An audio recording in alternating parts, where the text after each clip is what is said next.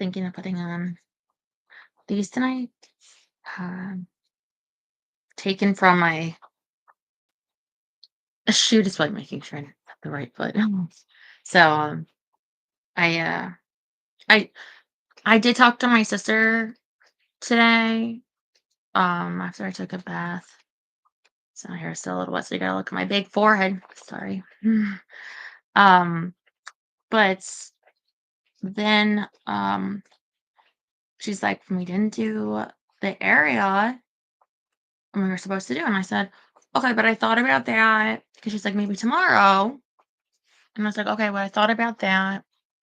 And I was thinking of doing like this, like dresser or drawer. And she's like, the how about the area in the floor in front of the dresser? It's like, okay, then I guess we have an area. So, um, there you go. Anything nice? Um,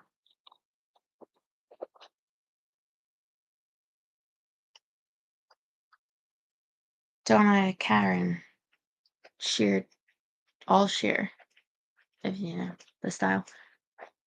Look at this dress. This is a dress. I bought it whenever I did as a dress. And it's like, this is what it likes to it's like to be tall, girl. All right. So yesterday, um, oh, by the way, I did watch Fantastic Four last night. I found something to watch. There's like an IMDb page of like all the like new release, and I was like, oh, Fantastic Four's on Disney Plus. I thought it was good. I thought it was cute. Franklin the baby. I liked all the space scenes. I need a dry area. Rain hasn't stopped. Actually, I think it's raining outside lightly, or it was just a little bit. And it was like overcast today, so I'm glad I found that ceiling light. So, um, I can totally relate even in the desert climate now. um,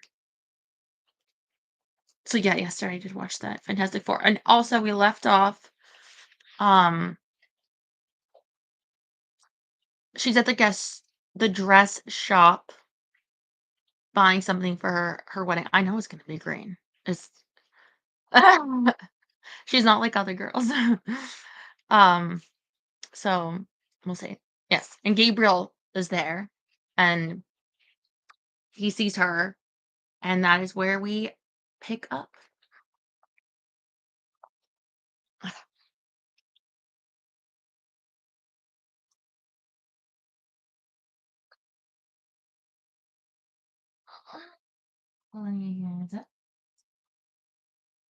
That is unfair, Gabriel protested. You are judging me without hearing my side of the situation.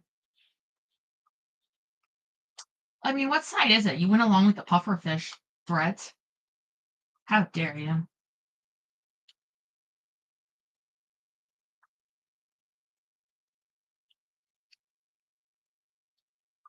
Oh, is it Wednesday? Then the trash has to go out tonight.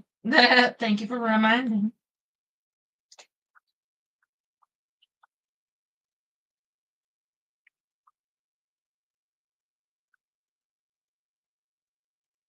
Okay. Oh, it's crooked, isn't it? Do I have to fix this? Yeah.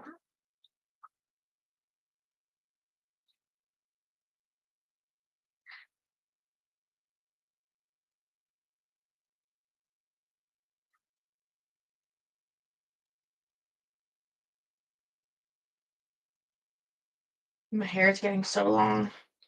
And laziness will do that for you. Don't you? I'm a mermaid, right? She's like, what? Mm. I asked out someone today and got rejected. What does badly mean? What does that mean, badly? I feel like Jerry needs to come in with a Yoda quote here. There is no badly, right? Hmm. Mm. That's not bad. She just wasn't on available, right? So okay. I was gonna say, oh, I feel like Sabrina Carpenter, like this is something she would wear, but it's like, wait a minute, isn't Sabrina Carpenter her whole personality is that she's short? But-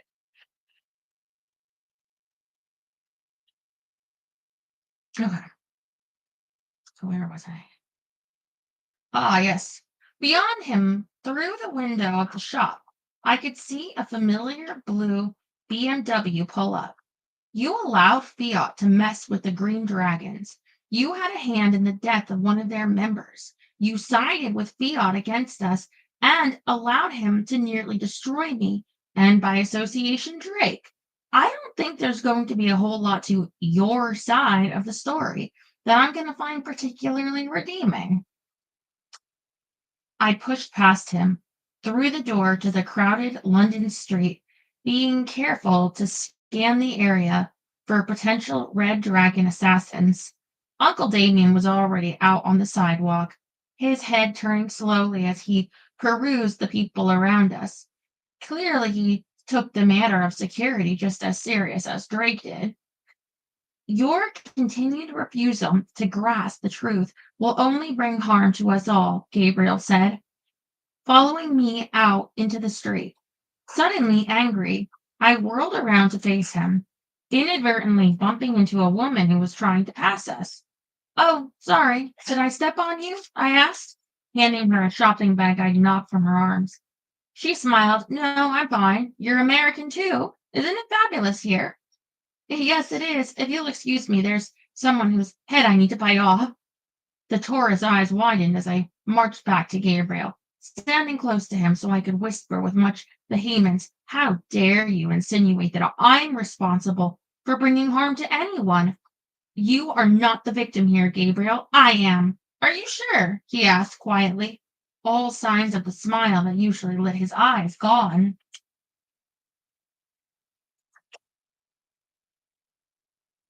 I hesitated for a moment, wondering why he was pursuing this. Was he working with Fiat again, trying to set us up for some other heinous act? Or had there really been some circumstance that had befallen him that made it appear he had betrayed us? Ashling?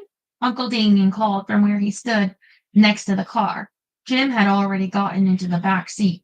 I'm telling you, I'm imagining this scene as El Paseo. Like El Paseo, it's like a shopping street like in Palm Desert, and I'm like totally envisioning that's where she is.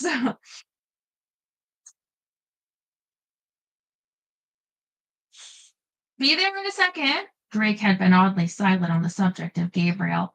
I tried to talk to him about it once or twice since the events at the fencing club, but what with the wedding planning and Drake's inability to distract me simply by kissing me, or ability to, we never fully discussed what happened.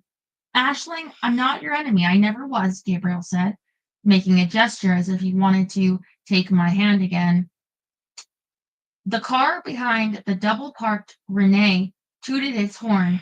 I could see by Uncle Damien's agitated reflection in the shop window that he was uncomfortable with me standing out on the street. It was clearly not the time or place to debate the subject of past actions.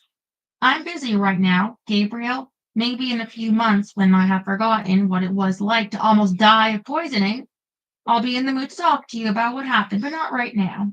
I saved you from dying, he called as I started toward Uncle Damien in the car. And I can save you now, Ashling. Save me how? I asked, putting as much scorn into my voice as possible. He took a step toward me, his gray-eyed gaze intense as it searched mine. I know how you can end the prescription. Hope lit within me. If I could be pardoned or forgiven, or whatever the act was that ended the prescription, I would be able to work with Nora again. Not to mention the fact that the dark power would stop trying to seduce me. But the flicker of hope died when I realized that this was quite likely a trick, some sort of a trap that Gabriel was using to do God knew what. I lifted my chin and bit back all the nasty things I wanted to say to him. I might not technically be Drake's mate any longer, but he and the sept still treated me as such, and it behooved me to act with dignity when dealing with other dragons. I will tell Drake of your offer. Goodbye. I was about to get into the car when the American tourist I'd bumped into suddenly ran toward me, calling, "Oh, hey, you dropped something." Time slowed to a crawl as I turned to see what it was I dropped. Behind me, Uncle Damien stood, holding the car door, waiting for me to get in. People streamed around us on the busy sidewalk as the smiling tourist approached me, her hand outstretched. She uncurled her fingers, revealing a silver symbol that seemed to float in the air above her palm.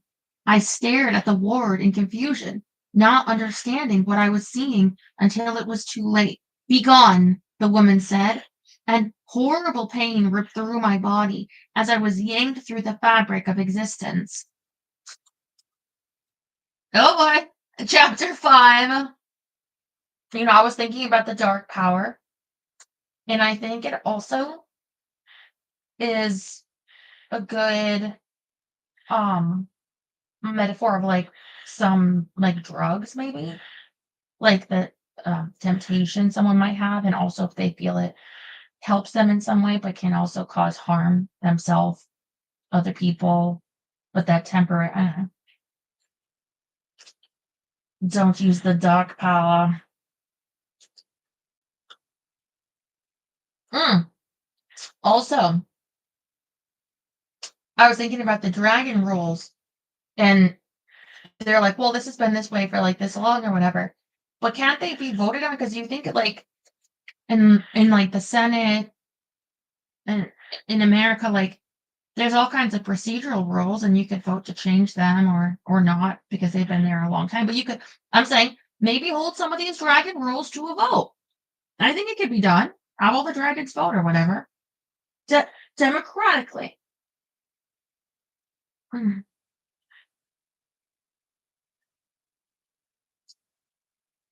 Awareness ebbed and flowed around me, the pain gradually wearing off. Slowly, voices filtered through my fogged brain. "John, you're late. Get in the back of the class." Not that late.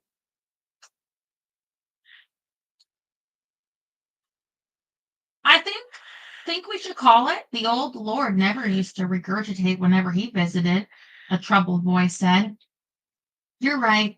And this one has done it before. You remember when she banished the old one?" a second voice said. Every part of my body ached, including my teeth and hair. Even my eyebrows hurt. That was a horrible mess to clean up, let me tell you. The second person continued. "I was all for destroying the room, but Tracy said it wasn't cost efficient and would have a negative impact on the budget. But we're demons, I told it at the time. Negative is what we do." "What did it say to that?" the first voice asked. I just shrugged and said the Lord insisted on a non-negativity policy and a very strict budget, and if I had problems with that, I'd have to take it up with her. Well, you can see what she's like.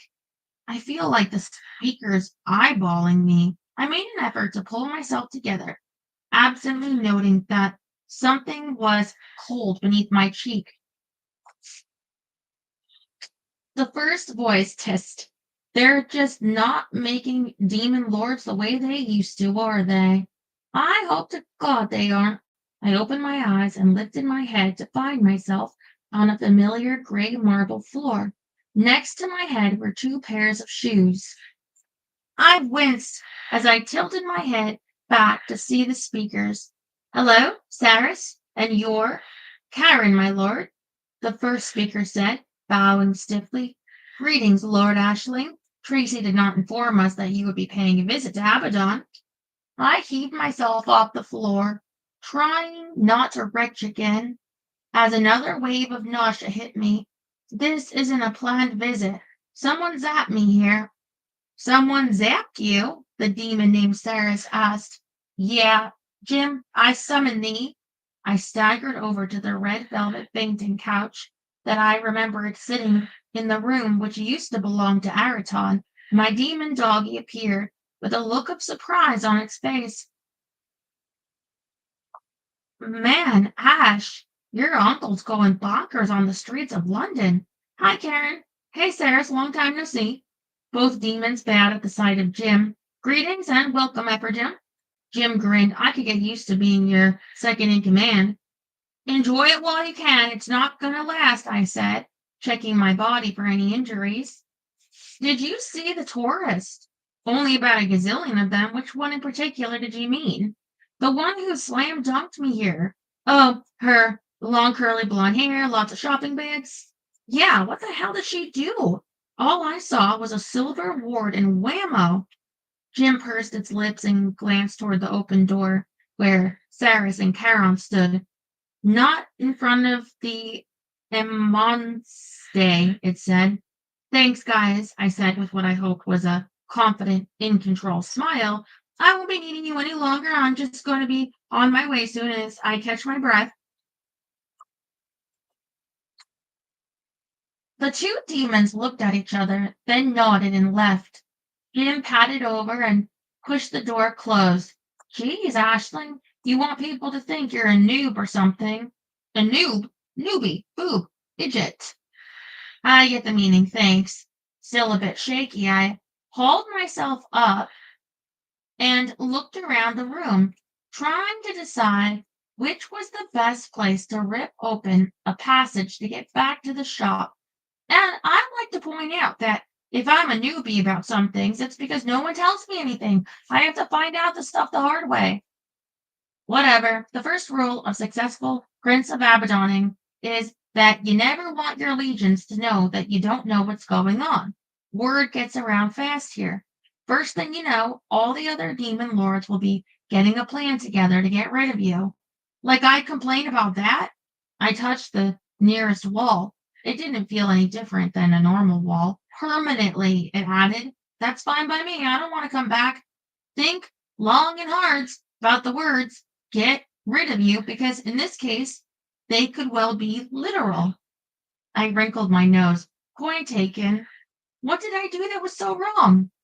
The chick who banished you, Jim said, clearly expecting me to get to some other point. I stopped hunting for the weak spot in the room and thought about the woman. I'd never seen her before, so Jim must be referring to something about her rather than the person herself. She'd drawn a ward, I said slowly. Right? A banishing ward. A little light dawned on the dusty back corners of my brain. Oh my God, she was a guardian. Bingo. I stared at Jim in horror, my skin crawling. A guardian banished me? Me? But I'm a guardian. Can we banish each other? Oh, crap. Jim nodded. You're not just a guardian, you're a guardian plus. Yeah, with extra Prince of Abaddon cleaning power. I'd like to point out, the Dark Power's voice started to say. I have enough on my plate right now. I snapped at it. The voice sulked into silence. Yeah, well, you might just have to deal with it, Jim said, moseying over to where I'd been standing. What were you looking for? I can't believe other guardian banished me just because I happen to be a Prince of Abaddon. There should be some rule about not banishing demon lords who are also guardians. Jim cocked an eyebrow. Like, you think this is normal situation? Normal? I don't even know what normal is anymore, I fumed, marching around the room while wringing my hands. And now look, I'm wringing my hands. Have you ever known me to be a hand wringer? Wait, what's hand wringing? Like, how do you wring a hand? Is that like, yes? Is that like a fist? I don't know. Terry, stop speaking British. You guys are so cute.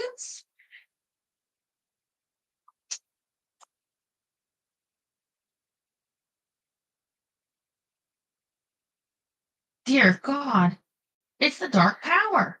The dark power has taken over my hands and is trying to wring me into insanity. Is this little drama going to take long? Because if it is, I want popcorn and a Diet Coke with extra ice. You're not going to like where I put the popcorn and extra ice, I said, ignoring my possessed hands to glare at the demon with much intent. Jim's eyes widened as it backed away. You've got that evil, slightly insane look down pat. Have you been practicing? We're talking seriously scary, Ash. Hannibal Lecter has nothing on you sort of scary. Enough banter from you, Buster, I said, trying to pull myself together. Let's go over the situation again calmly. One, the dark power has taken over my hands. I have not listening. Two, there's a guardian out there who can banish me at will, which means that every other guardian can probably do the same. Lovely. Just what I need. More people trying to do me in. I slumped down into a chair and thought seriously about crying, but dropped that thought when my hands crept toward each other. What were you looking for over here? Jim asked again. I wonder if you can exercise hands. Hmm. Where on the wall was that place I sent you through before? Do you remember? Jim shook its head. Why are you looking for that particular spot? They have fond memories for you or something? Hardly. You told me that it was easier to tear the fabric of existence in a spot where it had previously been rent. And I know I sent you through it from this room, but I don't remember where exactly. I glanced at the clock on the mantel, leaping to my feet when I saw the time. Oh my God, tell me that clock isn't right. That clock isn't right.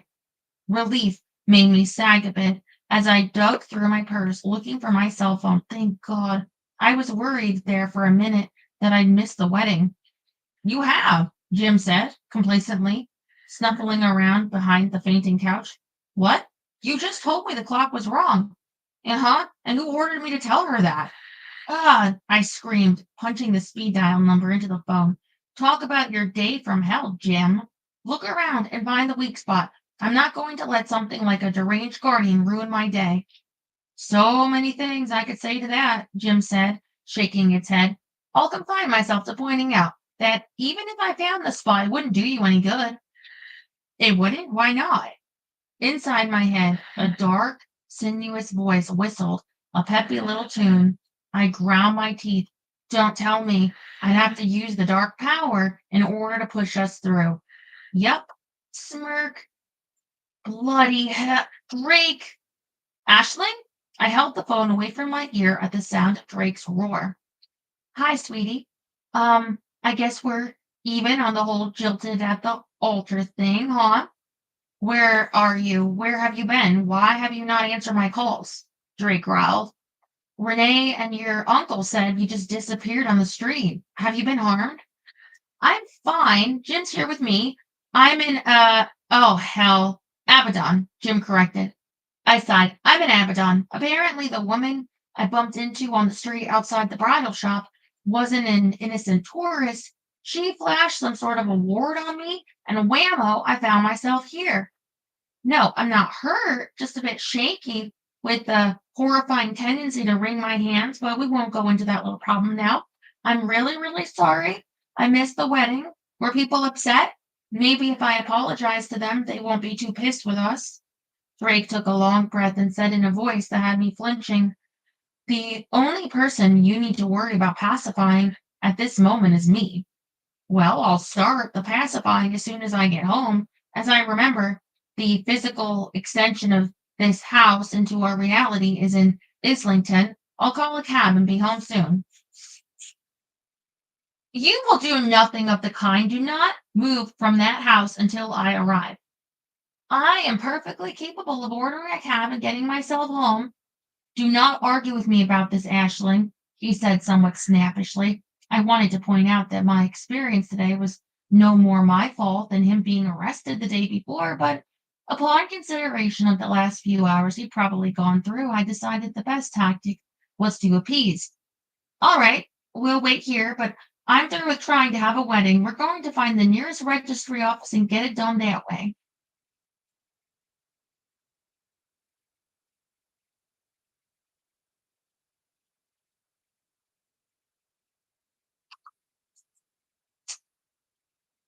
We will talk about that later.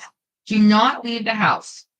He hung up after delivering a few more orders, which I naturally dismissed as not being pertinent to the situation. I hate it when Drake gets all bossy, I muttered, glaring at the room in general, like you're not the queen of ordering people and incredibly handsome newfies around. Ew, morning sickness? Jim asked as it moved around a damp spot on the floor. You know full well I haven't had any morning sickness. It's one reason why I think Drake is a bit premature with all the baby talk. Your denial of the obvious, while generally amusing, isn't the issue here, chickie. Oh, stop with the baby innuendos already. Is there anything I can do to keep from being banished to Abaddon by any passing guardian? Is there anything that you as a guardian can do to keep a demon lord from being banished? Jim asked. I pointed a finger at it. I also hate it when you do that. Why? It asked, tipping its head to the side. Ah, hey, what are you doing with those scissors? All right, I'll answer your question if I could, but I'm not a guardian. You are, and so you should know. I set down the scissors, frowning in thought. It's even more annoying when you're right. Just trying to help, babe. Uh-huh. As I'm sure you well know, there isn't anything I can think of that would keep a being of Abaddon from being banished. I suppose I could ask Nora, but I doubt she'd answer any technical questions since it would probably violate all sorts of Guardian Guild codes. No, there's only one thing for it. Jim looked worried. I nodded at it. Yep, I'm gonna have to go back to the Guardians Guild and ask them for some help.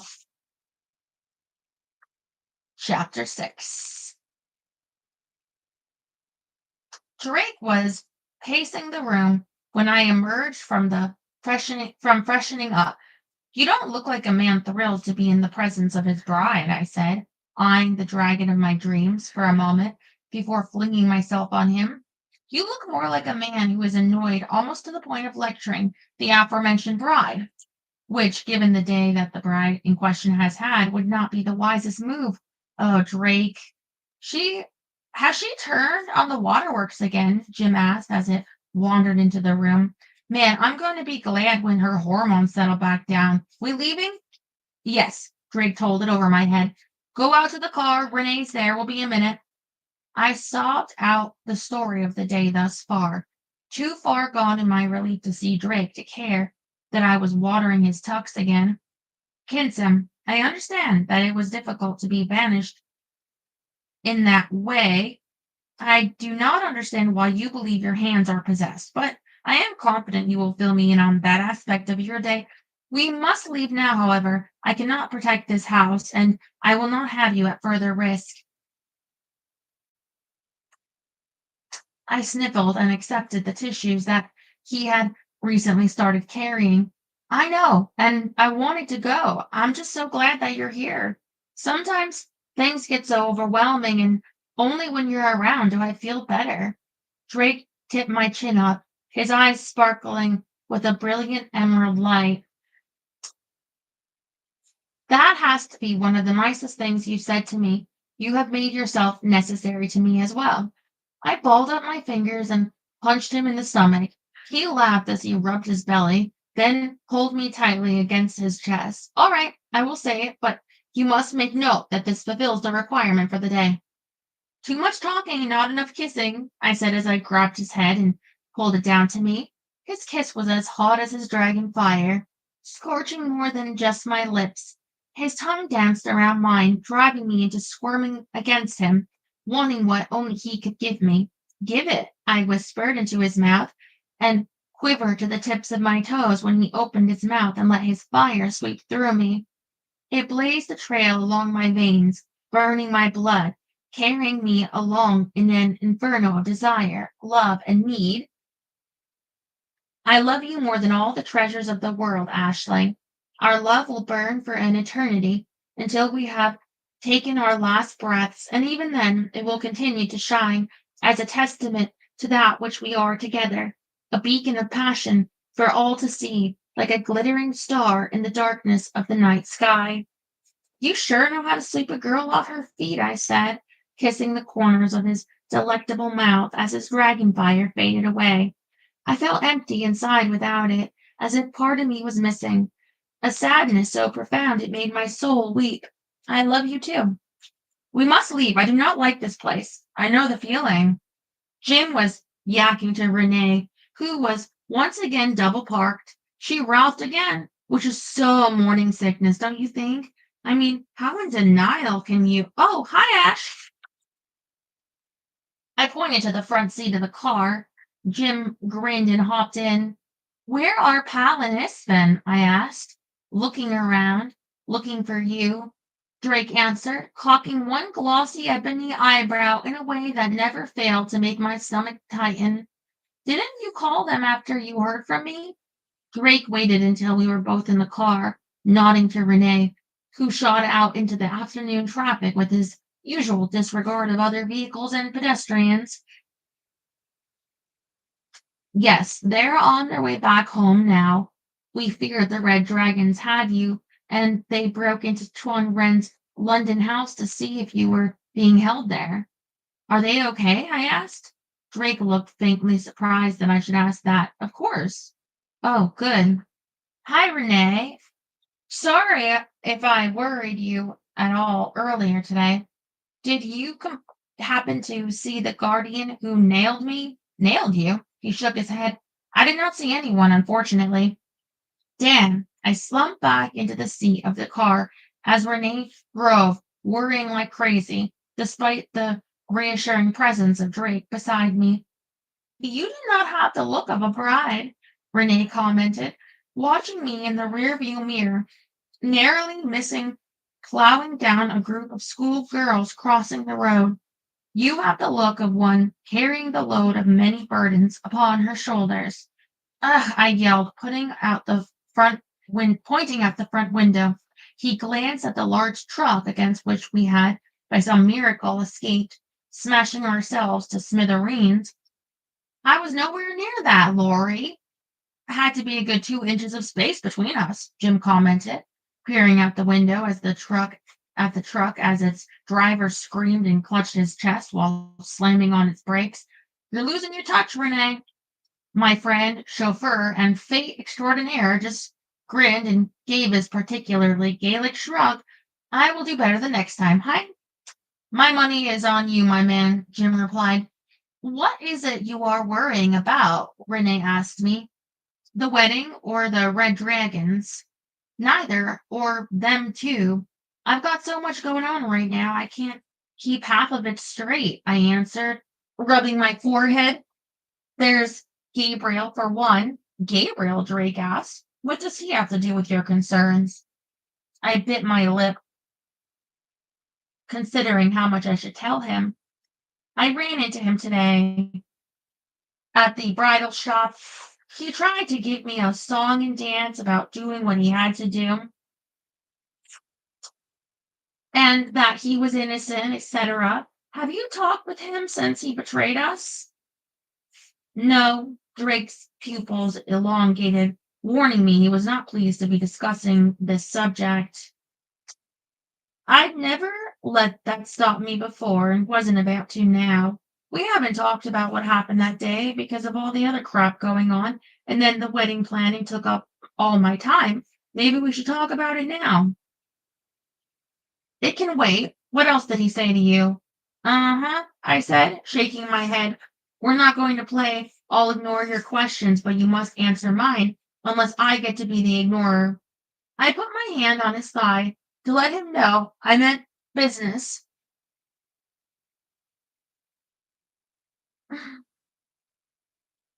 But before I could stop myself, I was stroking his leg, igniting the slumbering coals of desire that were never completely extinguished within me. Drake's expression changed in a flash from obstinate to interested. My breath caught as I massaged the steely thigh beneath the material of his pants, a little thrill skittering down my back. Kinsem, he said, his eyes flashing a warning. Yeah, not a good idea right now, I said, pulling my hand back, well aware that I was dangerously close to jumping his bones right there in the car. Did I miss something? Jim asked, swiveling around to peer at us with suspicious eyes. Was Drake caught in a grope? No, I told it with perfect truth. We were talking about Gabriel.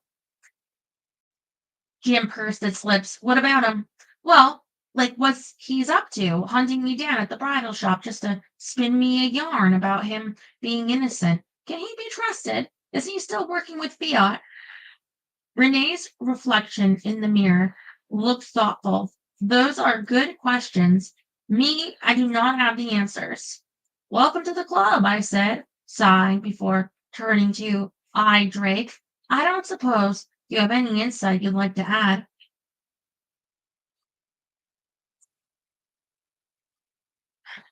I love that saying, spinning a yarn, a classic American idiom, which I only learned actually like a few years ago. And I love learning new ones and being able to use. I don't think I grew up with that many idioms.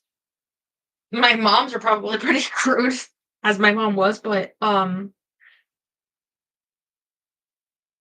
ask her like, "What does that mean?" And when she'd explain, I'd be like, "Oh God."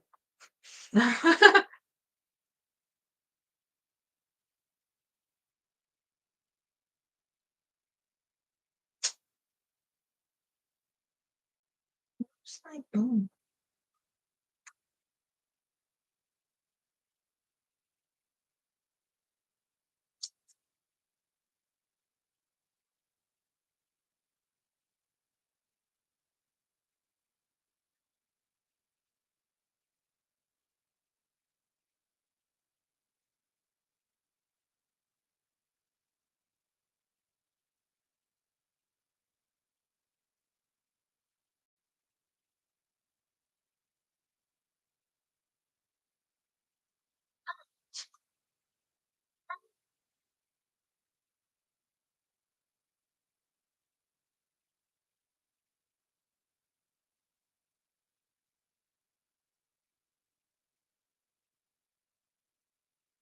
About Gabriel? No, he said, rubbing his chin, as if in thought. But there was something in his voice, a faint tone of something indefinable that worried me. Mm, mm, mm.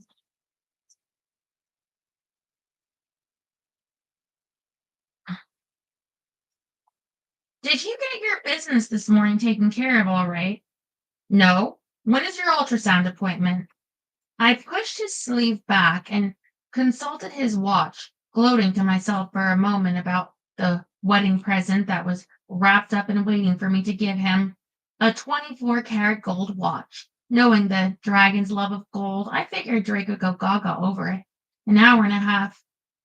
We have time. Perhaps, but it may cut the time too fine. We will go home instead. Renee? Drake said in his usual bossy voice. Belay that order, Renee. I'm declaring a mutiny and taking over the ship. We're going to the Guardians Guild. The look Drake shot me spoke volumes, and none were pleasant reading. Why is it so important we go there now? I can't be married if my hands are possessed. The look intensified until I was squirming in the seat. Oh, all right. I don't seriously believe my hands are possessed by the dark power, although I wouldn't put it past it to try. Like I don't have something better to possess.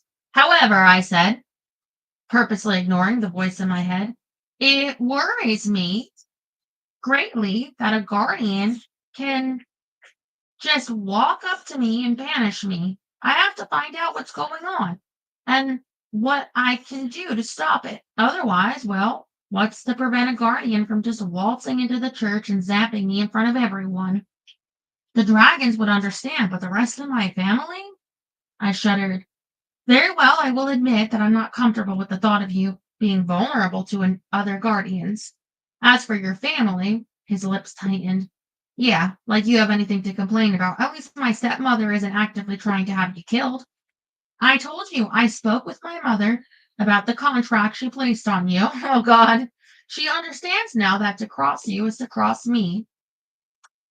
She will not try anything like that again, Drake said with a complacency that I was far from feeling.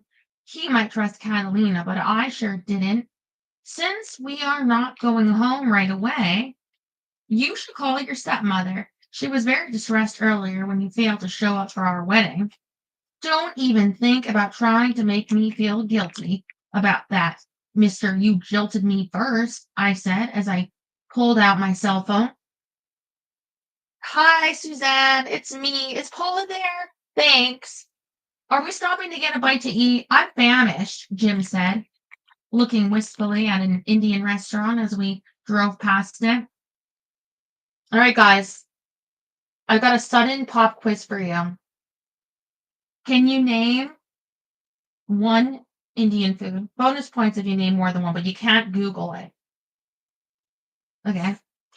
Extra bonus if you tried it.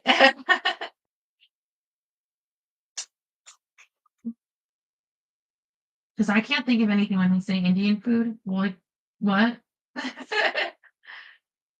Papa Dom. Did you just make that up? The heck is that?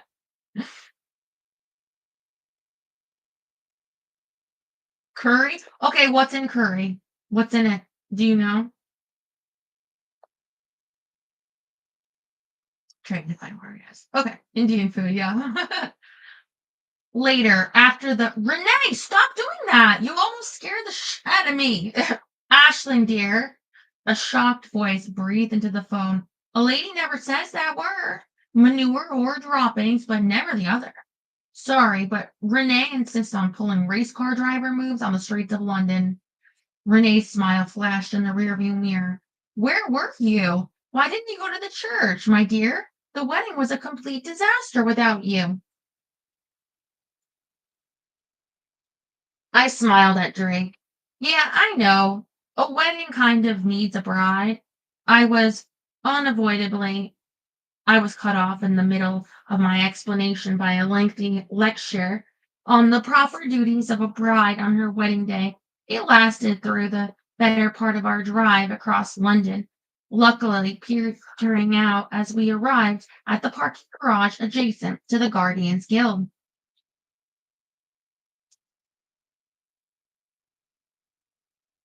We can try again, but honestly, Ashley, if you aren't going to go to your own wedding, I don't know how you can keep expecting others to show up. As for your hair, dear, I know you wanted an upswept style, but if you were to leave your hair down and we were to find a flower garland and several spools of ribbon, it might do well to hide some of that bondage outfit. It's not bondage, Paula. It's a velvet corset, and it's perfectly suitable. The bondage outfit. All right, Terry gets points for coming close to guessing right. You have to allow me to know best about these things, she interrupted. I'm not naive, you know. I recognize bondage when I see it. Oh, David, why are you still wearing your tuxedo? You'll get it all wrinkled, dear. Paula's voice drifted off as she hung up the phone. I need to use a brush, Jim announced as we all got out of the car, looking meaningfully out the side of the garage to the square located across the street, like right now. I'll take it, Renee offered, snapping the leash onto Jim's collar. We'll meet you inside, yes? Thanks, right, I said, facing the building.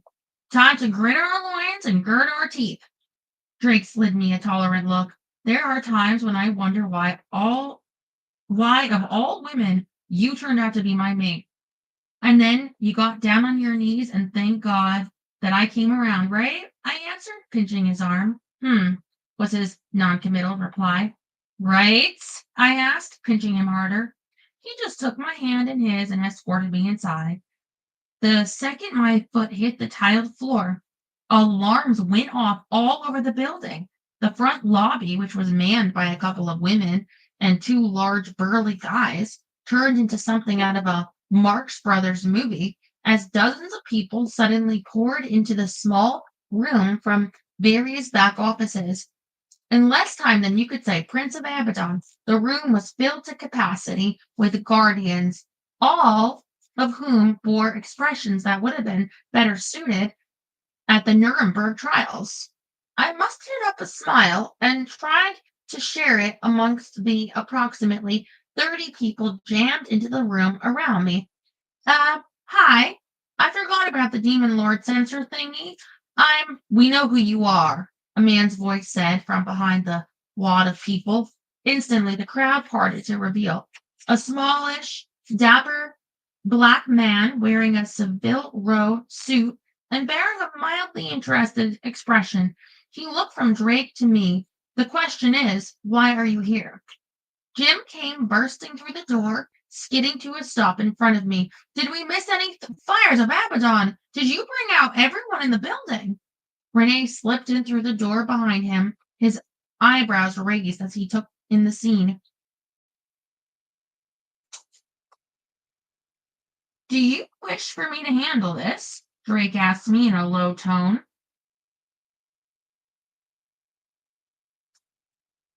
No, thank you, sweetie, I said, giving him a smile to show how much I appreciated him allowing me to deal with the situation.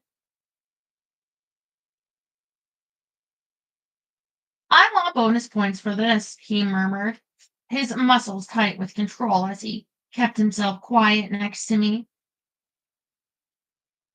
I turned back to the little man, figuring he had to be someone important if the others were deferring to him. I'm here to talk to someone about the rogue guardian who banished me to Abaddon. The man pursed his lips. A rogue guardian? Yes, well, technically, I suppose she wasn't rogue per se, but I'm a guardian as well, and I. You are not a guardian, the man interrupted. I am, I said firmly. I know that most guardians aren't demon lords, but the crowd, as one man turned to stone. Sorry, I know that there are no other guardians who are demon lords, but there was nothing in the rules that said one can't be. So if you'll check the records, I think you'll find that I am, in fact, a member of the Guardians Guild and thus a guardian.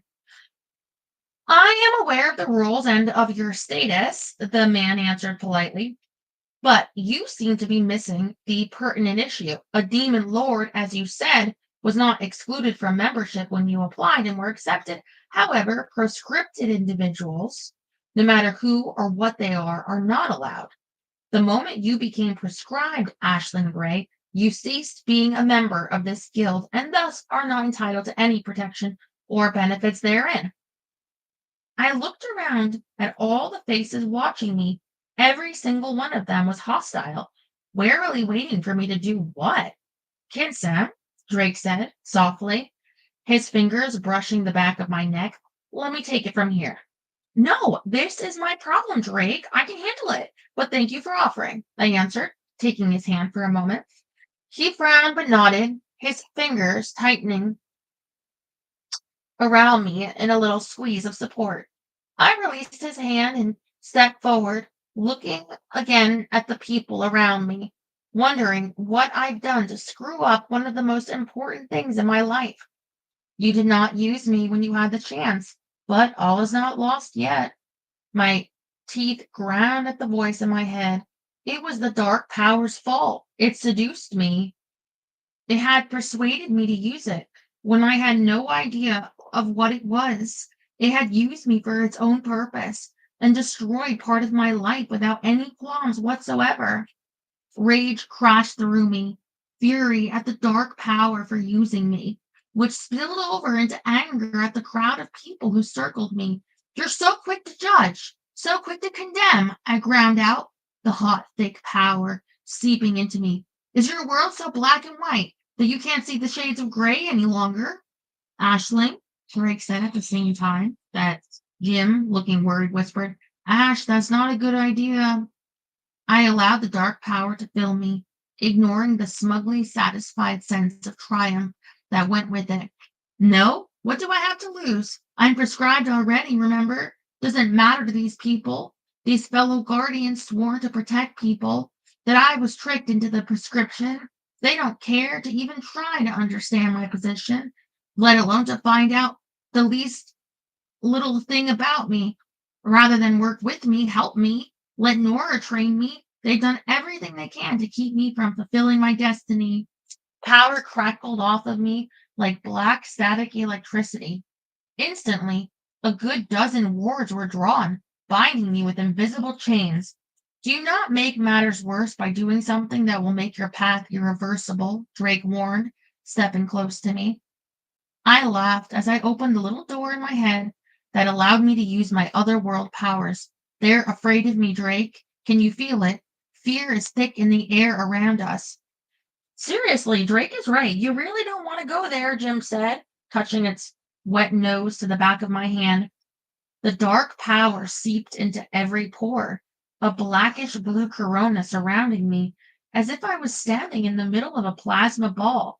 It wasn't the burning power of Drake's fire, but a much, much more insidious and stronger. I could wipe you all out, I mused out loud, watching with a wicked sort of amusement at the wary expressions turn to fear as the people gathered together in the room realized the truth of my statements. Over their heads, I could see people packing the hallways, all eyes on me. I could wave one hand and destroy you all, destroy everyone in this building. Just saying something like that, I feel like that sounds like a threat.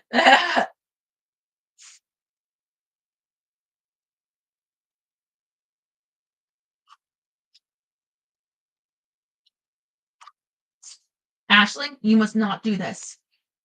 I ordered Drake. I ignored Drake, smiling as I allowed a little tendril of power to snap at the nearest person. He leaped backwards, his eyes black with fear.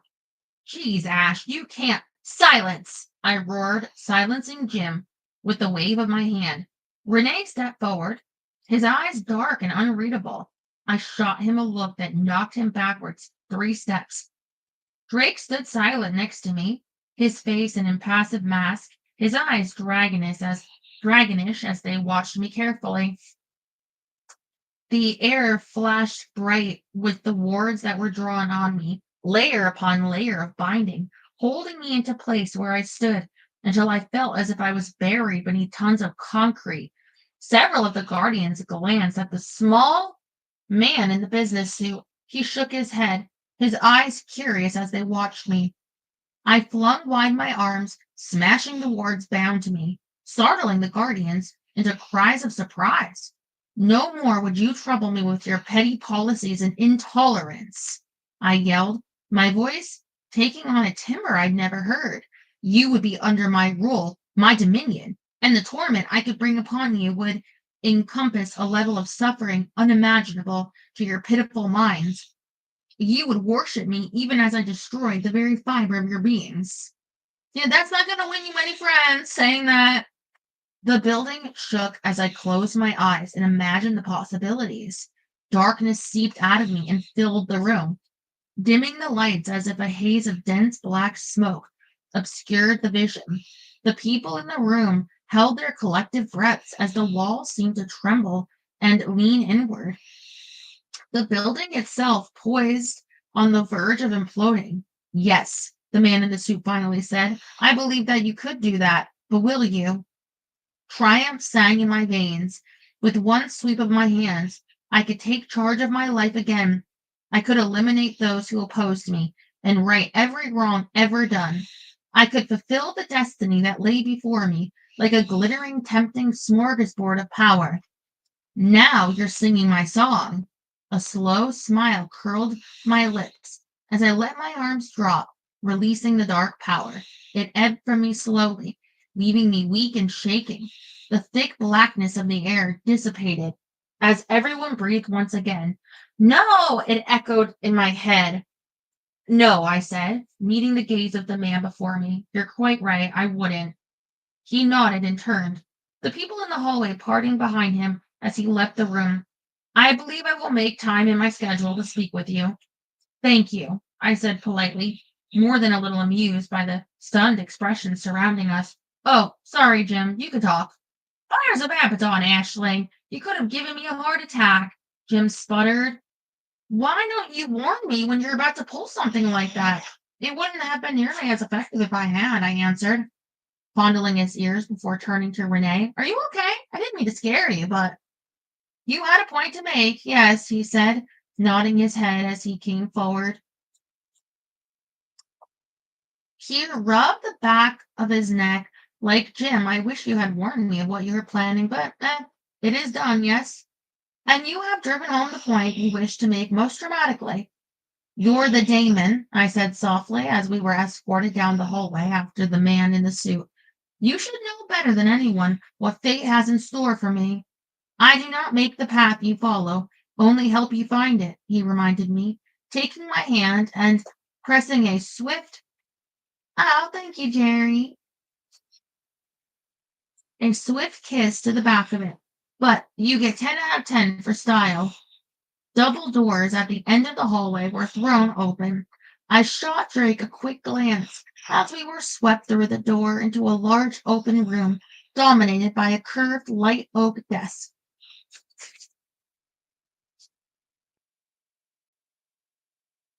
Did I worry you?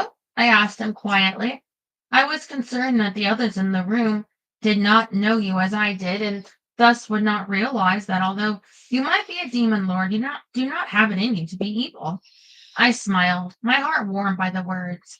The feeling lasted until I saw the nameplate on the doors as they were closed behind us. You're Caribbean Baptiste, the head of the guild, I said to the dapper man. He bowed slightly before sitting behind the big desk.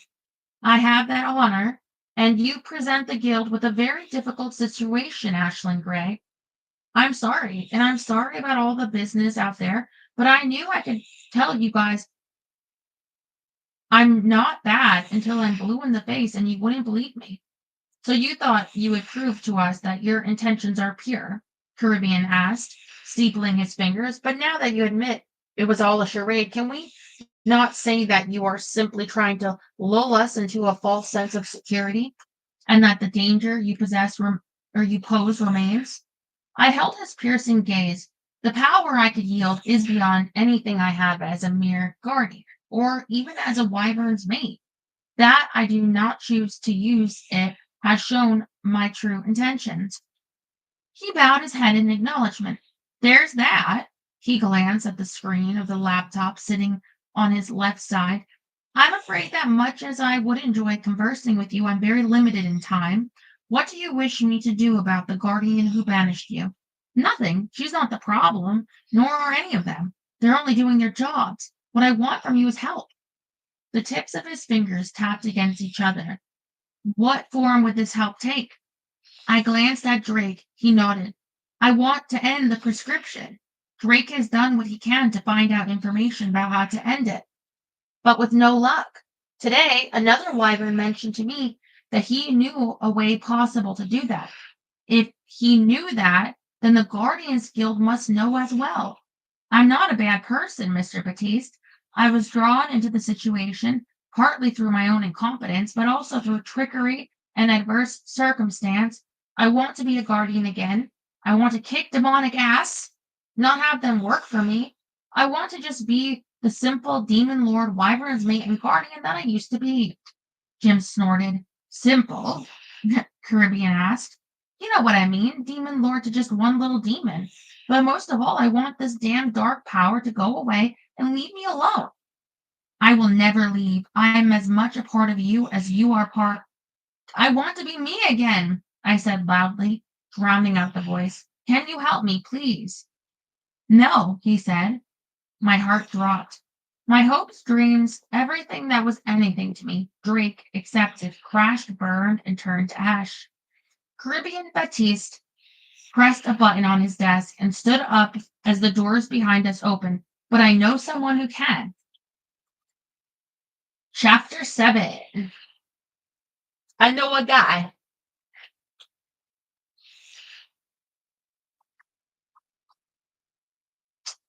There were dragons everywhere.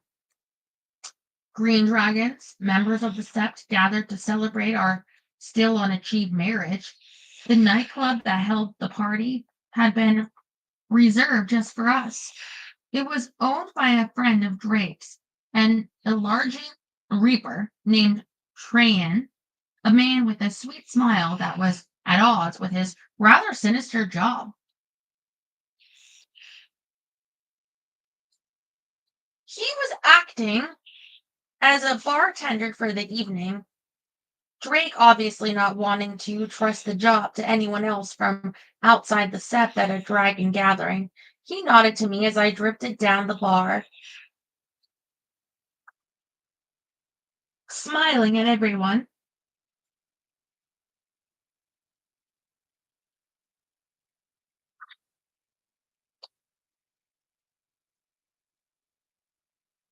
As I hunted for the one man who filled my thoughts. Music pulsed in the background, loud enough to mute the conversation around me, but not so loud that it dominated the scene. I smiled to myself at various as various dragons exited and entered the doors at the far end of the club. The atmosphere inside the uppy and rocking. The main part of the club was given over to the dance floor. Like the rest of the decor, it was black with little twists of silver through it. Along the sides of the dance floor, curved alcoves made inky pools of shadows that made the occupants all but invisible. I shimmied through the crowd of dancers, unintentionally moving to the time of the pulsing music, smiling and nodding at people as they greeted me, but searching the whole time for one person, one man, the one being on this planet to whom I was willing to give everything I had. Occasional sounds and glimpses of movement from the alcoves alerted me to the occupants, but none of them had the right feel.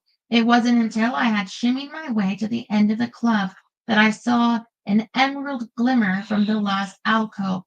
I smiled and strode.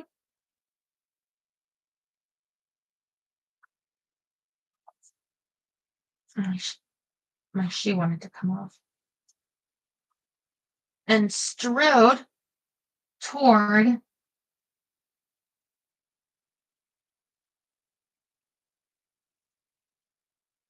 the man waiting there, skirting the small table to stand in front of the dark figure that all but blended into the shadows. Enjoying yourself? I asked, brushing back an errant tendril of ebony hair that had fallen over Drake's forehead. Not until this moment, he answered, his voice smoky with desire. It sent a little shimmer of arousal up my back and arms. Dance with me? He shook his head. There was a candle glowing dimly on the table behind me, throwing just enough light on him for me to see the planes of his face, but his eyes were bright with passion, shining in the darkness like beacons that drew me closer. We've already done that. What do you want to do then? I asked, my skin flushing as his gaze roamed over me. I was wearing a dress he had picked out for me, black, slinky, and backless. The neckline plunged down to my waist, the material clinging to my body in a way that seemed almost to caress my flesh. His face was all hard planes, not a line of softness to be found anywhere from the black slashes of his eyebrows to his arrogant aquiline nose and the stubborn line of his jaw. The expression in his eyes, however, was unmistakable. Do you have to ask? I suppose not, I answered, taking the hand he held out. He pulled me forward onto his lap, so I was sitting astride him, the material of his pants rough against the flesh of my inner thighs. It was a rather risque position in public, but I trusted that the shadows were deep enough that no one could see us. I let my fingers dance along his skin as I buttoned un- as I unbuttoned his silky shirt, revealing the feeling of him. His hands slid up my bare thighs, curling into my hips to pull me closer to him. See, it takes a really secure man to be with a demonic hell lord woman. That that's why women have to turn to dragon abuse.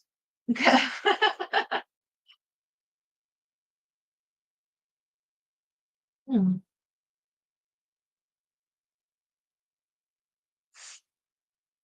Uh,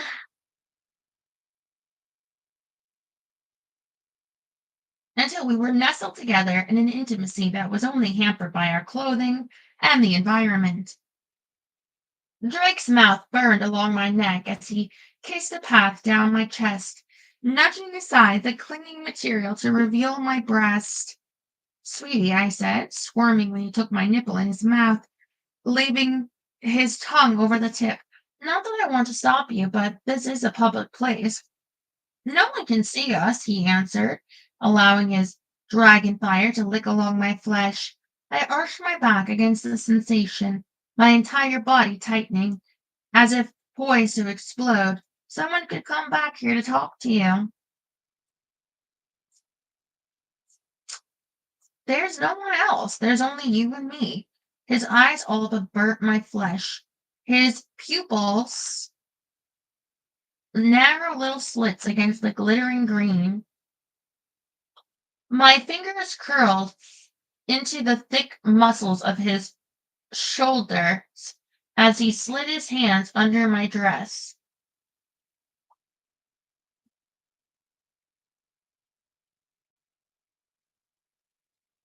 So my shoe comes up. Straps in this one.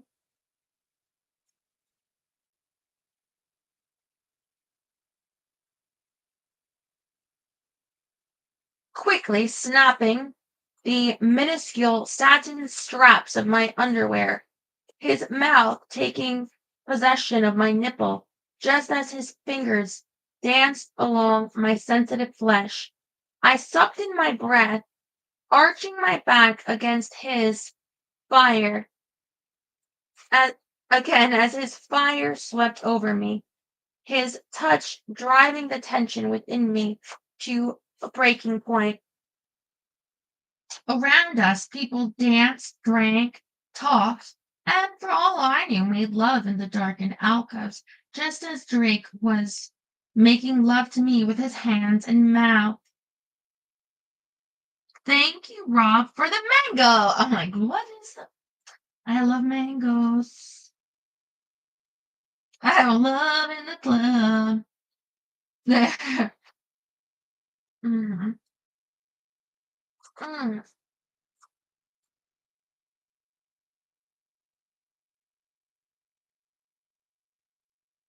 It's too much, I moaned, stopping him just long enough to pull his shirt off, moaning again when I leaned against him, my exposed breasts brushing against the soft hairs on his chest, breathing in the wonderfully spicy dragon scent of him that seemed to sink deep into my bones. There is no such thing as too much when it comes to you, Kinsum, he murmured as I stroked the wonderful muscles in his chest and arms. I wanted to touch him, all of him, with my hands and mouth and body, my passion driven by the desire to give him as much pleasure as his still dancing fingers were giving me. I kissed him, urging him with my body and mind to what I wanted most. And then he did it. Dragon fire filled me, burning through my heart and soul, lighting my very being on fire until I thought I would explode in a wild conflagration that would destroy us both. The fire poured back from me to him, the cycle complete, filling me with joy so profound it almost drove me to the brink of ecstasy.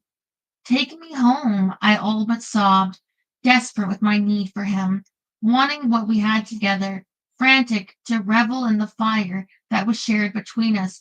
Dear God, take me home right now.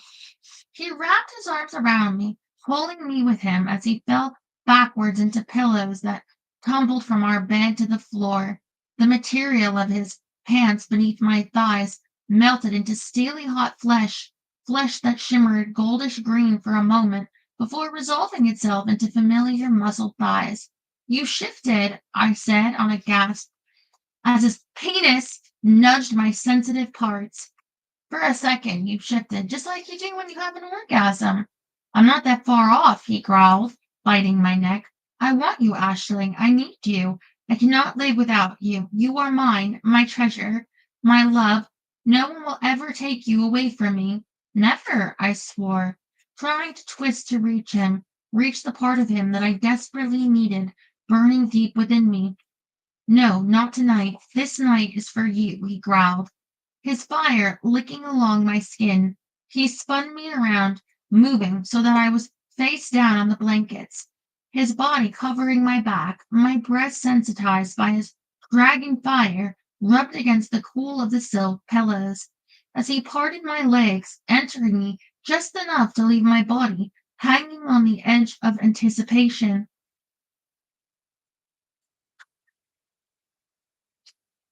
Drake, I yelled, pounding the pillows, helpless to pull him into me as I wanted. I do not wish to harm you. The doctor said it was perfectly safe to do anything that was comfortable. If you don't finish this in the next few seconds, I'm going to die of sexual frustration. And then you'll have to explain to everyone why I'm dead with a tremendous scowl on my face. His growl matched mine as he lunged forward, his fire filling me even as his body did. The combination of the two pushing me into a deep well of rapture that seemed to consume me. The world condensed to the moment the sound of his body meeting mine, of the growls of pleasure that came from deep within his chest, his breathing as ragged and fast as mine. I love you, Ashling. Strong tan fingers splayed on the pillows next to my head, changed into blue claws, the flesh of his arm shimmering into iridescent scales as fire burst up in a ring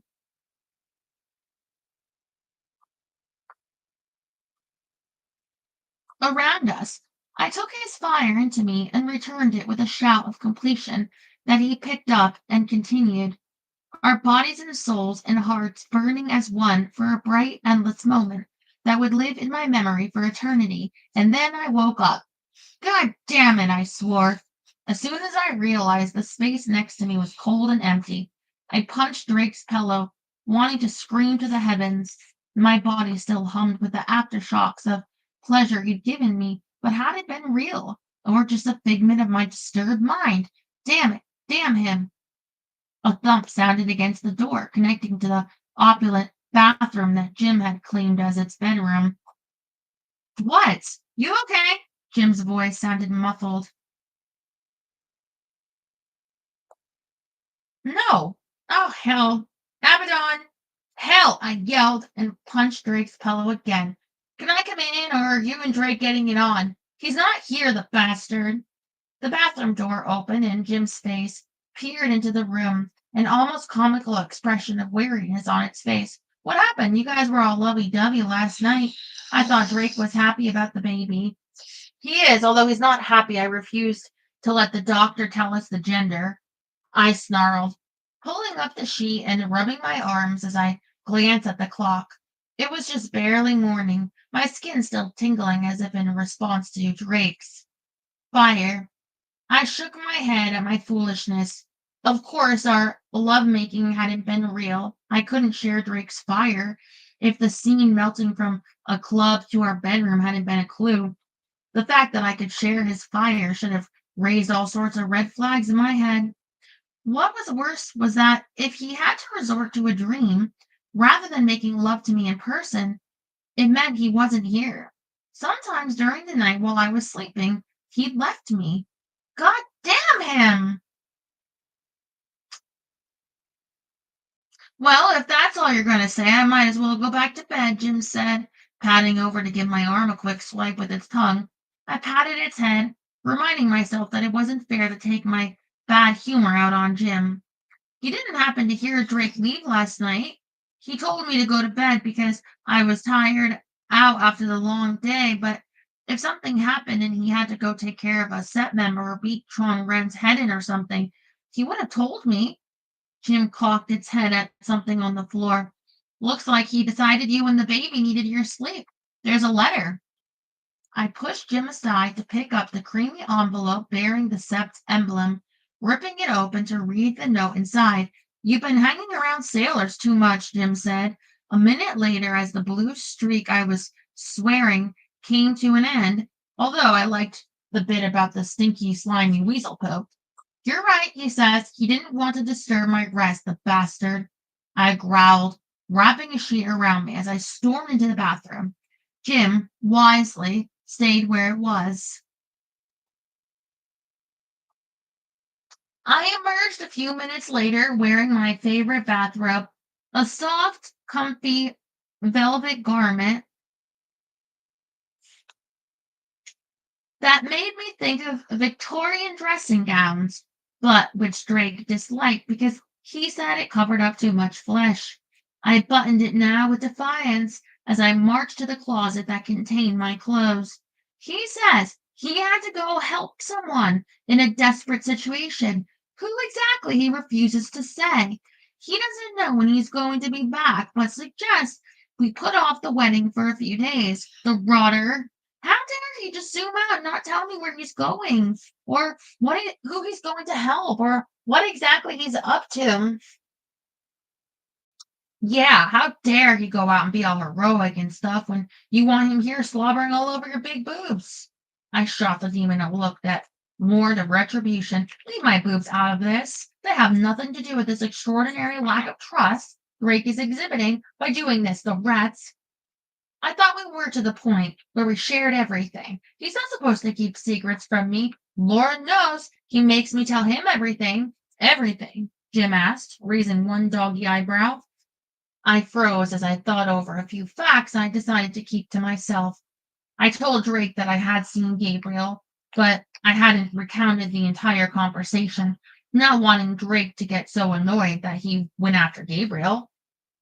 That could be excused as a desire to keep any more of the dragon seps from warring with us, but the fact that I downplayed to him the involvement the dark power had in my life was less easily explained away. He knew it spoke to me. He knew I could easily wield it. But until the previous day's demonstration at the Guardians Guild, I don't think he fully realized just how much power I had at my fingertips. Admit it, you love me. That was the voice. I swore under my breath as I thought over what effect that realization might have had on him. Had he been so disquieted, felt so threatened because I had more impact using the dark power than his own dragon fire, that he left me on a flimsy pretense? I ran over the events of the past evening, mentally shaking my head. Drake had been quietly pleased when the ultrasound had proven beyond all doubts that the next generation of green dragons was a half year away. He had treated me with his usual blend of courtesy and arrogance, laying down a series of ridiculous laws, ranging from me not being allowed to lift anything heavier than 10 pounds to an outright refusal to let me keep the meeting with the blue dragons. Things were a bit dicey for a short while when I told him what I thought of his silly rules, but by the time he escorted me upstairs to our room, we'd come to a compromise whereby he'd stop being unnecessarily protective and I wouldn't light his hair on fire while he slept. Then he slipped away during the night without a word and sent me the most erotic dream of my life. Damn him, I said, banging my forehead gently on the closet door. Chapter 8. Kara! I turned at the familiar voice that called down at me, looking with a passionate eye at the man who walked in toward us. That him? Uncle Damien asked, giving Fiat the same jaded eye. Yep, looks like a porn star. I want to ask how he knows what a porn star looks like, Jim asked Renee. I do not think so, my friend. Ashling, I'll have my little companion with me if there's any trouble with the blue wyvern, Renee said, touching my arm as he patted the breast of his jacket. Him I do not trust farther than I can spit. How on earth did you get a gun smuggled into England? I asked, surprised. He gave his trademark Gaelic shrug. I did not travel by conventional means. I don't think I want to know, Uncle Damien muttered, shooting me an odd look. I smiled and tried to look as normal as possible, which, given that I was standing on the steps of St. Paul's Cathedral, surrounded by my uncle, a daemon, and my demon dog, wasn't very successful. Oh, Tracy! The demon steward popped into view in front of me, holding a cup of coffee and a croissant. Its startled expression changed to one of resignation that morphed almost instantly to irritation. My lord Ashley, I wondered when you were going to summon me. The situation is most urgent, I assure you. If you had just warned me ahead of time that you would be summoning me, I would have had the paperwork in my possession. What situation? I asked, one eye on Fiat as he trotted down the steps of the cathedral, flanked on either side by his two henchmen. No, never mind. I don't have time for it right now. I have to attend a meeting of the Blue Dragons, and you're here in the guise of protection. Got it? The guy approaching, who looks like he should be on the cover of GQ, that's Fiat, the Blue Wyvern. You're to particularly watch him, okay? And his cronies. I straightened my shoulders and tried to look a lot calmer and cooler than I felt. They may all look like Adonises, but they're sneakier than snakes. Don't take your eyes off of them. Jim squinted at Fiat as he stopped in front of us. Hey, Fiat, nice highlights. You use Miss Clairol or another brand? I tried to keep from smiling at Jim's irreverent quip. There was no love lost between Fiat and my demon. But I didn't need any more antagonism than was absolutely necessary. Hush, Jim. Hello, Fiat. Long time no see. Fiat ran a quick glance around at my companions before taking my hand and kissing it. Cara, do you really think I would harm my own mate? This show of force is unnecessary, I assure you. Unnecessary? Possibly, but I have no intention of putting myself in your control. I tried to pull my hand back from where he was still holding it, but his grip was deceptively strong.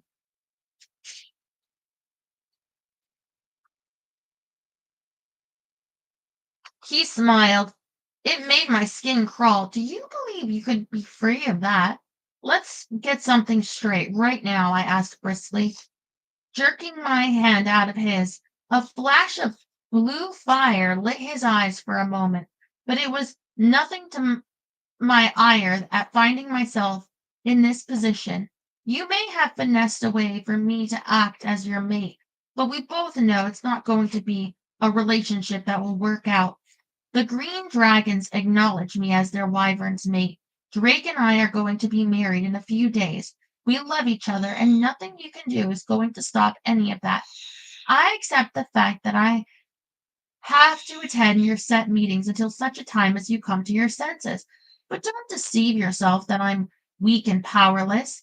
I may not technically be a guardian at the moment, but I am a friggin' Prince of Abaddon, and you do not want to see what happens when I get sufficiently pissed.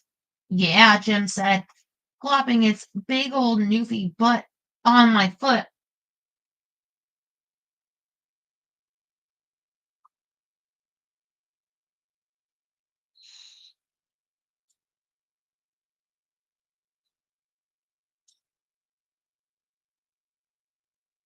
In a show of support. She came close to bringing the Guardians Guild building down around their ears yesterday. I find that rather difficult to believe, Fiat said, eyeing me up and down as if I were a piece of beef. Believe it, Renee said, straightening his shoulders and adopting a grim expression. I was present. I saw the head of the guild acknowledge her power. Such a brave little woman, Fiat answered, clearly amused, threatening the Guardians Guild all on her own. I am most impressed. Ashling is not alone, Uncle Damien said in a low voice that would have sent a lesser man screaming from the scene. Fiat, however, was not easily intimidated. So I see. His gaze flickered over Uncle Damien before moving to Renee and Tracy. A mortal. This is my uncle, Damien Carson. And don't let the mortal bit fool you. Drake has absolute confidence in my uncle's ability to serve as my guardian. as my bodyguard.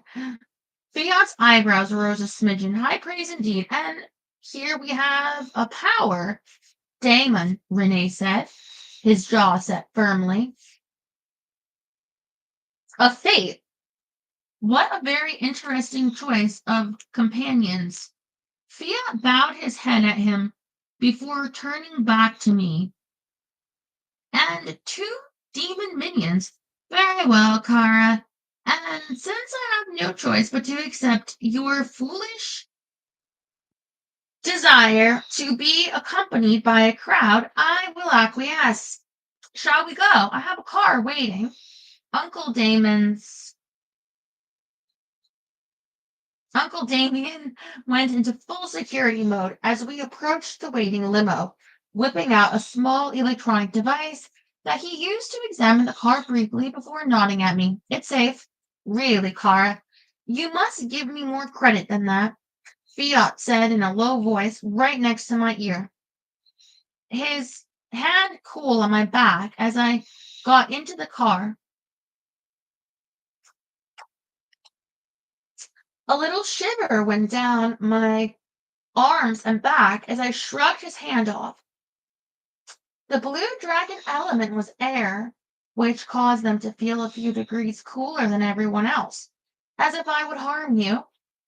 You don't think shoving a needle in my neck and injecting me with poison is harmful? I asked, scooting a few inches away when he seated himself next to me.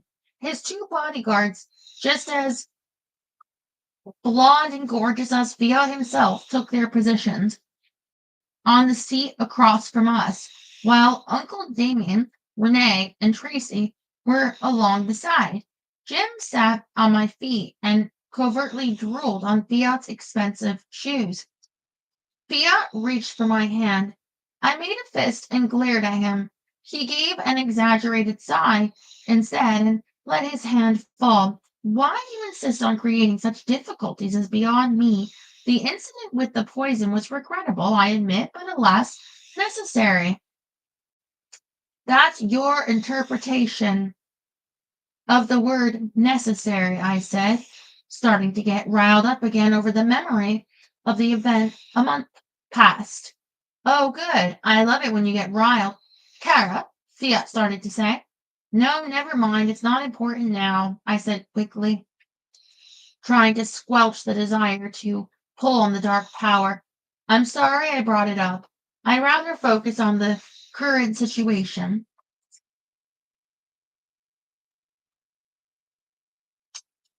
Fiat leaned back with casual grace and smiled. Like most of the wyverns, he had a tendency to wear articles of clothing bearing the color of the sept. Currently, he was dressed in an extremely well-cut suit made of midnight blue fabric. Is that dragon weave? I couldn't help but ask, watching with fascination as the material in Fiat's suit seemed to shimmer and change. Yes, I shall have some sent to you. I smiled. Don't bother. Drake had some made into dresses for me. I just didn't know it came in colors other than green. I wouldn't mind a dog collar made in it, Jim said, unobtrusively wiping a tendril of drool on Fiat's pant leg. Fiat and I both glared at it. What? It asked, blinking its eyes at me in an attempt at innocence. Renee snickered.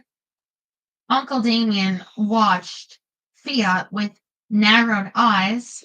Tracy was absorbed in its tablet, no doubt taking care of some of the business I put it in charge of. I take it the meeting today is something important. If you've trotted out the good suit, I asked Fiat. You could say that. We will discuss our involvement in the war between the red and the green steps. I stiffened. Your involvement, as in working with Chuan Ren? Who can say? He made an elegant gesture, his eyes half closed as he watched me. That is what we meet to decide. I think you can guess how my vote is going to go, I answered, smiling as sweetly as I could, which was a minor miracle considering I wanted to throttle Fiat. Why strain your hands? You could destroy him so much more easily. Alas, as my mate, your role is to support me in all things, and thus you do not have a vote of your own. I ground my teeth just a tiny bit. I have every confidence that your support will drive home to the sept just how unswerving is your devotion to me. It will do much to convince them of the rightness of our chosen path. You're enjoying this, aren't you?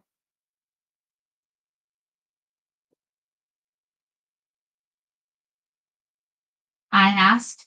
He leaned forward, his sapphire gaze piercing mine. Oh, yes, very much so, Kyra. There was a warning in his voice, a warning I should have taken heed of, but hindsight is such an annoying thing. As dragon events go, the meeting itself started off at a brisk pace. We arrived at the convention center where the gathering was being held. Holy cow, I murmured under my breath as Rinaldo, one of Fiat's bodyguards, ushered us into the room where the meeting was taking place.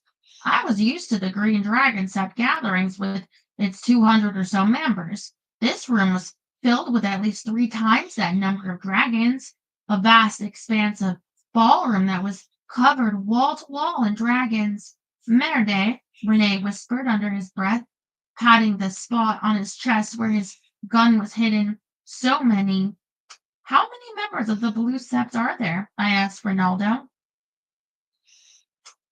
More than 1,200, he answered, as we marched up to a raised dais at one end of the room.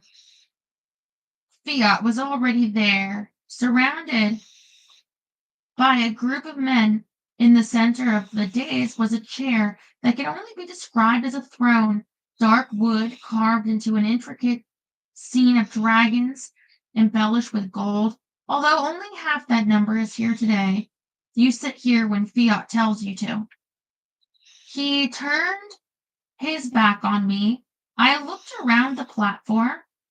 There was a podium with a microphone, the throne, a small folding chair that was evidently my seat, and nothing else.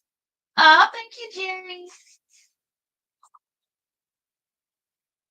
And he talks about me doing things the hard way, I said, shaking my head and sighing to myself as I strolled off the platform and over to the first row of chairs. People were still wandering around, chatting, mingling, and socializing in general, but the ones nearest me stopped dead and turned to look as I smiled. Hi, you using those? No? Thanks much. I grabbed two chairs and started hauling them over to the dais. Drake will not like that, Renee said as he rushed to take the chairs from me. Remember, Le Baby?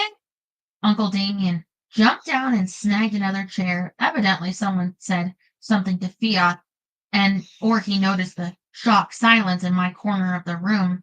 The dragons coming to a halt as they watched my little group carry chairs up the dais. Kara, chair or floor? I asked Jim.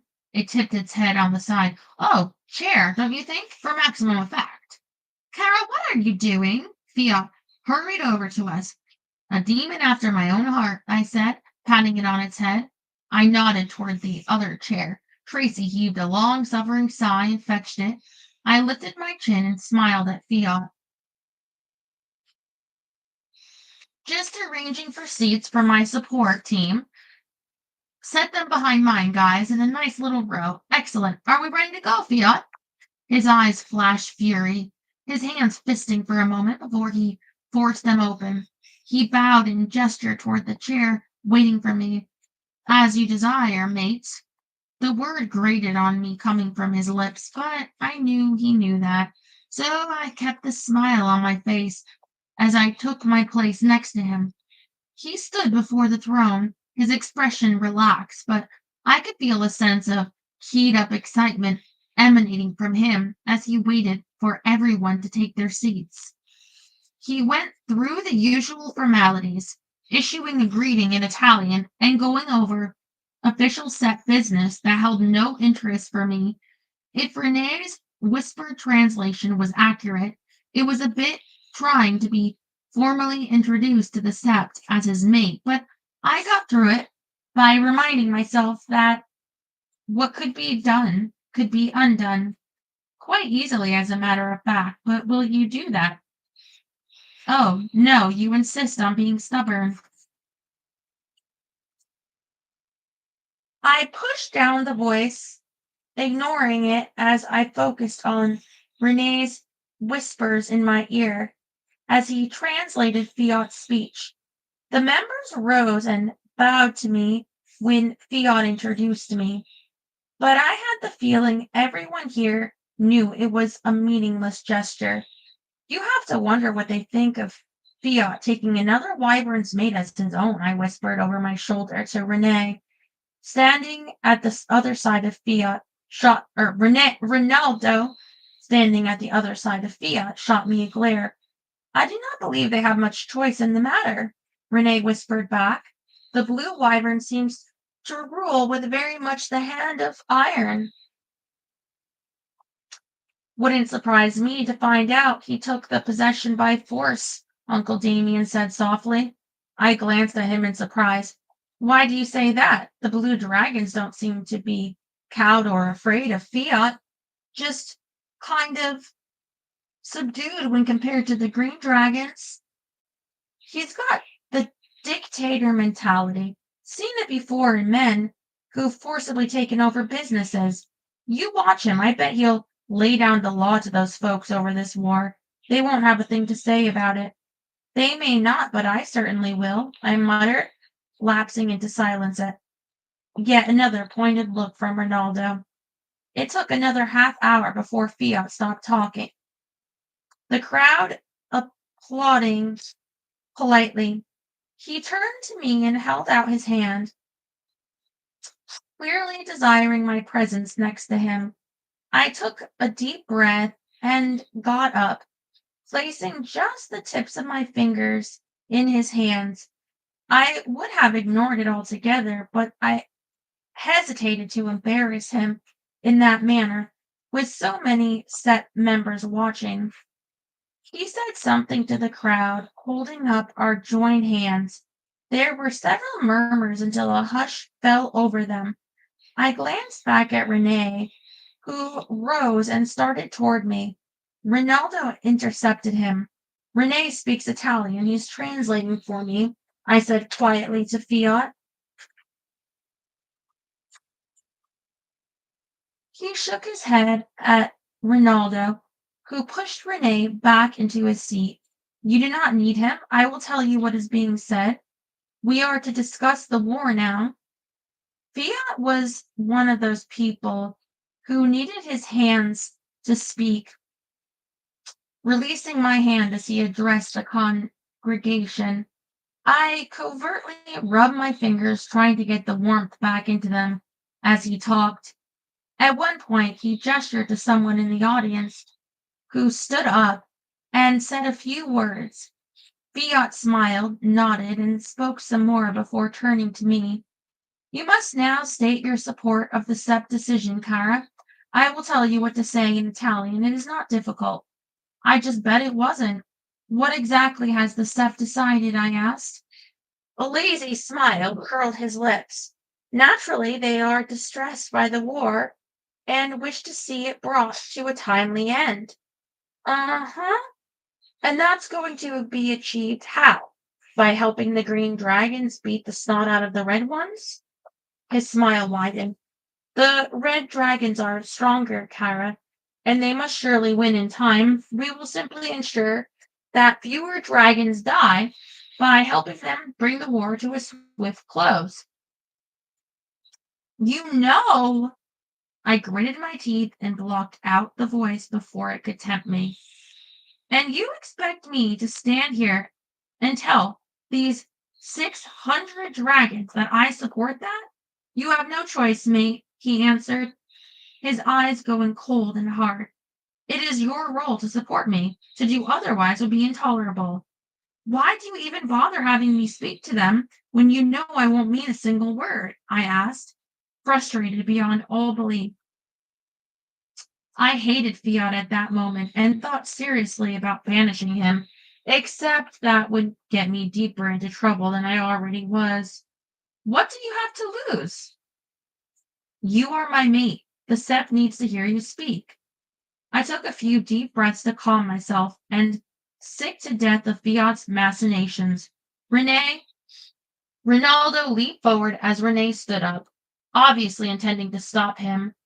My temper already frayed, I snapped at that point. I spun around and drew a binding ward on Rinaldo, stopping him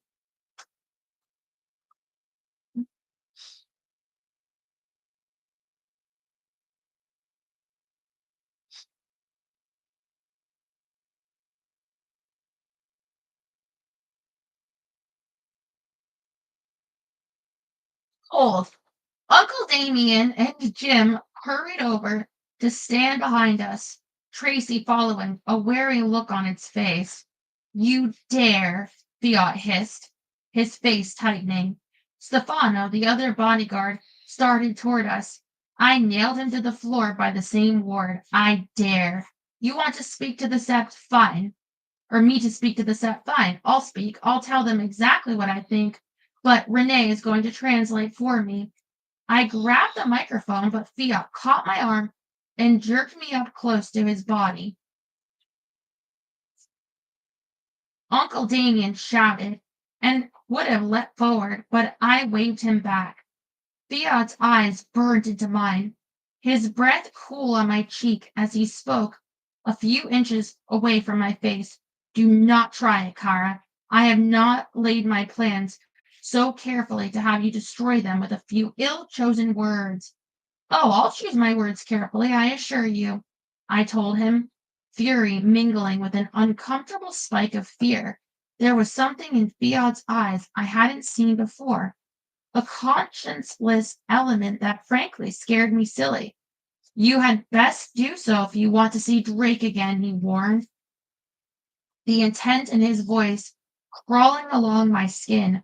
Are you threatening him? You can't do that. It would mean war between the blue and green steps. His fingers tightened around my upper arm until I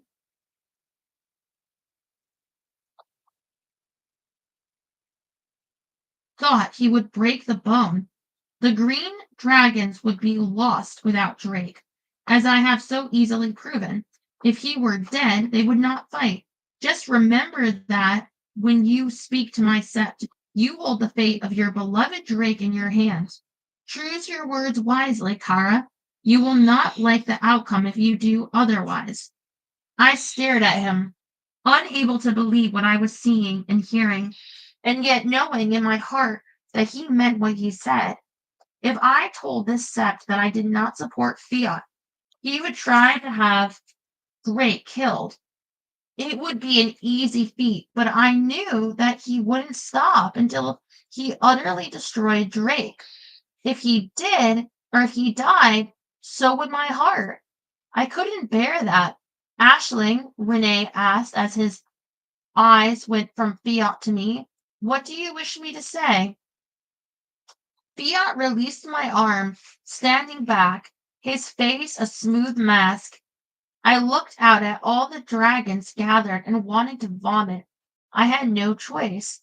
Fiat after Drake's blood was not an option. If the blue dragons joined forces with the red, well, wars had ended before.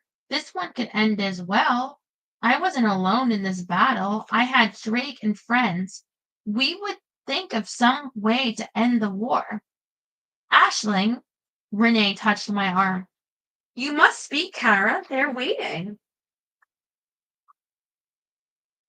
It went against everything I wanted, everything I felt, everything I knew to be true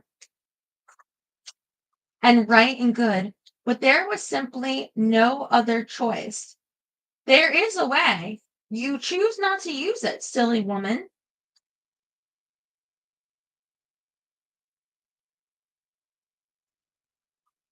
The dark power nudged me, tempted me, teased me with all the possibilities I had to offer. Fought a little battle within myself to keep from pulling on it. Finally, turning to Renee and growling through my teeth, tell them I support fiat. That is the end of chapter 8. Pick it up on chapter 9 tomorrow, Thursday.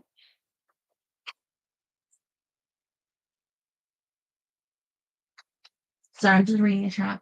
Should tell the blue sub leader has a micro. Yes, that'll make a big difference. You know what? Let's write the author that for notes.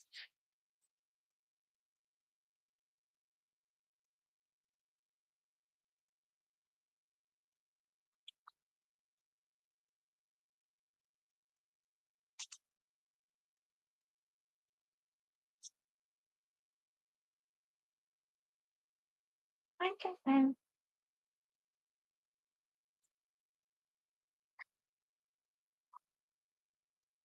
How dare you install his dragon hood? How dare you?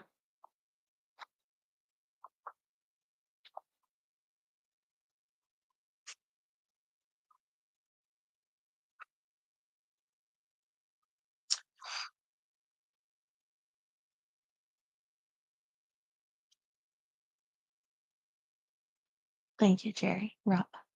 Um, okay, so you know I plan to talk to my sister tomorrow. Maybe I'll find another movie to watch tonight. I saw on that IMDb page that the new Jurassic Park, it's a Jurassic World or something, is on Peacock. Um, so maybe I'll watch that. I'll see.